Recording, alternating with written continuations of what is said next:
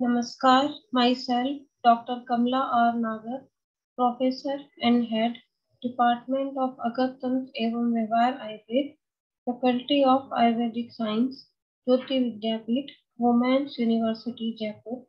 Today, I am going to share my session for BMS third year अगरतंत्र. अगरतंत्र, जैसा कि आप सब जानते हैं, आयुर्वेदिक टॉक्सिकोलॉजी को अगरतंत्र कहा जाता है.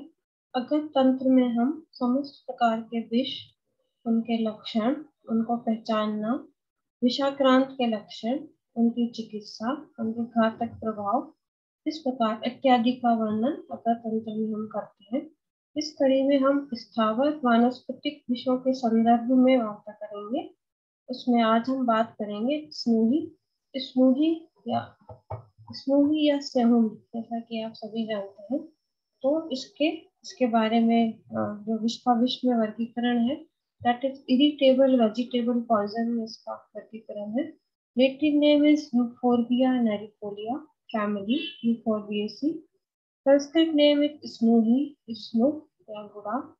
English name is common milk hedge. Hindi में इसको सेहुंड कहा जाता है. स्थावर वानस्पतिक विष में इसकी गणना की गई है. इसका जो स्वरूप है, इसका छोटा वृक्ष या गुल्म मानसन 6 से 20 फीट तक ऊंचा होता है. कांड और शाखाएं कंटकित, संधियुक्त, गोलाकार या अस्पष्ट पंचकोणीय होती हैं. कांटे छोटे, उपपत्रीय, युग्म, अनुलंब या कुंतली या स्पाइरल रेखाओं पर स्थित उभारों पर होते हैं. इसका जो पत्र है वो 6 से 12 इंच लंबे, मानसन, वर्षायु, अभिलटवाकार, आयताकार, शाखाओं के अग्रवत समूहबद्ध होते हैं. जो पुष्प होते हैं वो है हरित पीत, अधः पत्रावली, पीदाभ 3 से 7, प्राय 3 एक मंजरी में होते हैं. अत्यंत छोटे मांसल, लगभग 0.15 इंच लंबे पुष्पदुंड पर आते हैं. परागाशय पुंखवत, कुक्षिग्रंथ त्रिविभक्त, कुक्षी कुछ फूली हुई तथा सूक्ष्म दंतूर होती है. फल आधा इंच लंबा, गहरे, त्रिखंडीय होते हैं. शीतकाल में पत्तियां झड़ जाती हैं और वसंत में पुष्प तथा फल लगते हैं. जो इसका टॉक्सिक पार्ट है वो है इसका मिल्की जूस या इसका शील, जो कि वर्ण में श्वेत या व्हाइट होता है. नेचर में एल्कलाइन, हेंस यूज्ड इन क्षार सूत्र.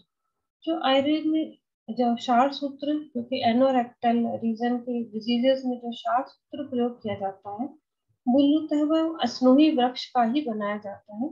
स्नूही में धागे को 21 बार हल्दी के साथ लपेट के क्षार सूत्र बनाया जाता है. आयुर्वेद की बहुत कॉमन और बहुत ही सक्सेसफुल चिकित्सा है क्षार सूत्र और एनोरेक्टल गुदा जनित रोगों में इसका अत्यंत उससे वर्णन किया जाता है. सफलतापूर्वक इसका उल्लेख मिलता है. तो इसका जो टेस्ट होता है वो पंजेंट या कटु होता है. एक्टिव प्रिंसिपल जो शीर या लेटेक्स में है वो है यूफॉर्बिन. आयुर्वेदिक रस पंचक जो वर्णित किया गया है उसके अनुसार इसका रस है कटु, गुण लघु, तीक्ष्ण. विपाक इसका कटु है, वीर्य उष्ण है. मोड ऑफ एक्शन जो है आयुर्वेद के अनुसार उष्ण वीर्य, कटु विपाक तथा रस के आधिक्य से पित्त की विकृति होती है, जिससे अन्नमय स्रोतस एवं स्पर्श स्थान पर शोफ एवं पाक उत्पत्ति होती है. अतिसार तीव्र विरेचक प्रभाव की वजह से होता है. मॉडर्न के अनुसार it causes irritation and inflammation to mucous membrane of GIT and skin with वेसिकेशन.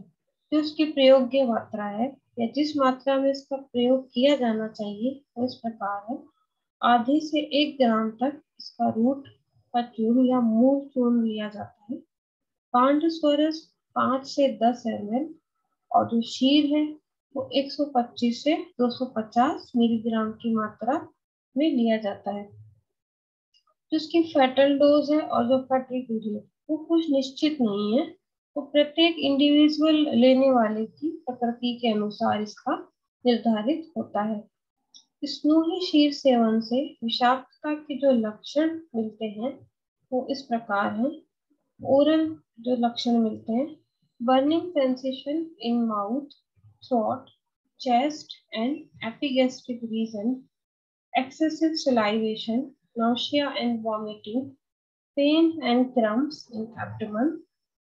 इस तरह के, क्योंकि ये तीव्र विरेचक प्रभाव के विष हैं, इसलिए इसके अकॉर्डिंग भी इनके लक्षण पाए जाते हैं। Severe watery purgation, sometimes with blood and stain, कई बार रक्त के साथ अत्यधिक मात्रा में फीकल मैटर बाहर निकलने लग जाता है, अतिसार मल का निष्कासन होने लग जाता है। एक्सेसिव थ्रस्ट, यूरिन बंद हो जाता है ना, सप्रेस हो जाता है और बहुत ज्यादा प्यास की अनुभूति होती है। जो डिहाइड्रेशन के साइन है वो इसमें पूर्णतः पाए जाते हैं। डिपेंड करता है कि जो टॉक्सिक मैटर है वो सीवियरिटी किस प्रकार की है शरीर में। जो टंग है, जो जीभ है, वो शुष्क हो जाती है, आंखें अंदर की तरफ धस जाती हैं। एंटेनी फॉन्टेनिला जो बच्चों में होते हैं वो डिप्रेस हो जाते हैं। जो नाड़ी की गति है वो बहुत धीमी हो जाती है, रक्तचाप बहुत लो निम्न हो जाता है। रेस्पिरेशन रेट भी, निश्वासन की जो तीव्रता है वो बहुत कम हो जाती है। जो डेथ होती है वो ड्यू टू हाइपोवॉल्मिक शॉक है। रेस्पिरेटरी फेल्योर की वजह से अगर मृत्यु होती है तो उसका जो मूल कारण है वो इस प्रकार से है।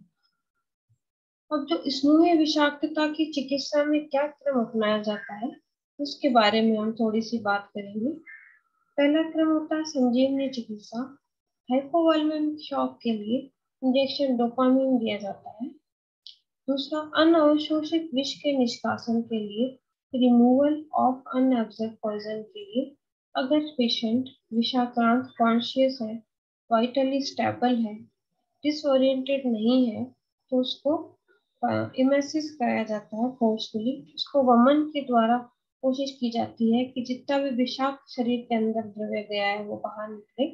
वमन के लिए या तो आकंठ लवण जल का सेवन कराया जाता है या मधुयष्टि के फांट का सेवन कराया जाता है। और अगर पेशेंट अनकॉन्शियस है, वाइटली स्टेबल नहीं है, डिसओरिएंटेड है तो गैस्ट्रिक लवाज या आमाशय प्रक्षालन कराया जाता है।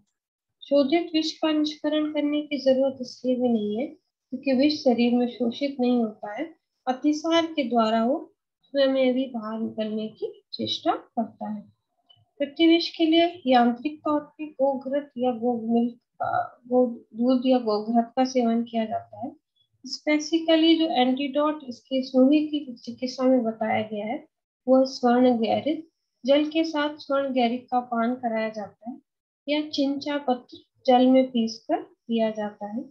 जो लाक्षणिक चिकित्सा है उसमें दाह के लिए धान्य घिम या षडंग पानी पिलाया जाता है। उदर शूल के लिए पॉलीकार्बोनेट सिरप दी जाती है। डिहाइड्रेशन के लिए नींबू पानी, ओआरएस, फिंगर लैक्टेट, षडंग पानी आयुर्वेद के अनुसार तो शुद्ध शीत जल का पान करा जाता है। इस प्रकार से आयुर्वेदिक चिकित्सा की जाती है। जो उसकी पोस्टमार्टम अपीयरेंस है वो इस प्रकार मिलती है। External, not specific, internal, inflammation and congestion in GIT and some part may be found in stomach। जो केमिकल एनालिसिस है, जो कॉमन विसरा के तौर पे जो भाग लिया जाता है, stomach whole plus stomach content 100 ml, small intestine 5 centimetre, liver half kg, spleen half, kidney half. Preservative is rectified spirit. Medico legal case में accidental not found, suicidal it is nearly not possible, homicidal the milky juice have been administered in infant for homicidal intentionally। criminal abortion के लिए milky juice used applying with cotton gauze in vagina। Ayurvedic योग जो बाजार में उपलब्ध होते हैं क्योंकि इसमें ही औषधि के तौर पे आयुर्वेद में बहुत ज्यादा प्रयोग में ली जाती है। जो योग काम में आते हैं वो है अर्शकुठार रस, उदरारी रस, जलो उदरारी रस। तो स्नूही के विभिन्न गुण और दोषों का वर्णन जो आयुर्वेद में किया गया है वो इस प्रकार है।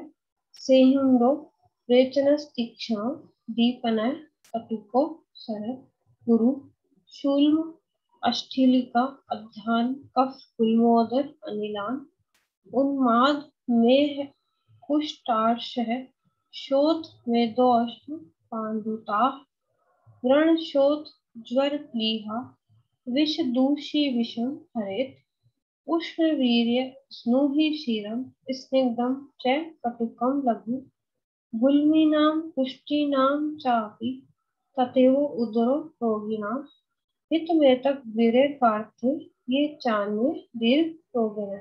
भाव प्रकाश के अनुसार जो स्नूही है उसके बारे में इस प्रकार से वर्णन किया जाता है। स्नूही मूलतः आयुर्वेद में बहुत उपयोगी पौधा है। जैसा कि हमने बताया, सुश्रुत के अनुसार चार सूत्र का जो वर्णन किया गया है वो आयुर्वेद की बहुत ही इफेक्टिव चिकित्सा है अर्श और भगंदर के रोगियों में। इसकी रिकरेंस की संभावना बहुत ही ज्यादा कम है, इसलिए सेवन एक उपयोगी औषधि है। लेकिन आवश्यकता से अधिक मात्रा में अगर इसके शीर का सेवन कर लिया जाए तो निसंदेह वो विषाक्तता के लक्षण उत्पन्न करता है। अत्यधिक तीव्र विरेचन से जो विषाक्रांत है उसकी मृत्यु होने की पूरी संभावना होती है। तो आशा है कि ऐसे से आपको आवश्यक जानकारी प्राप्त हुई होगी। धन्यवाद।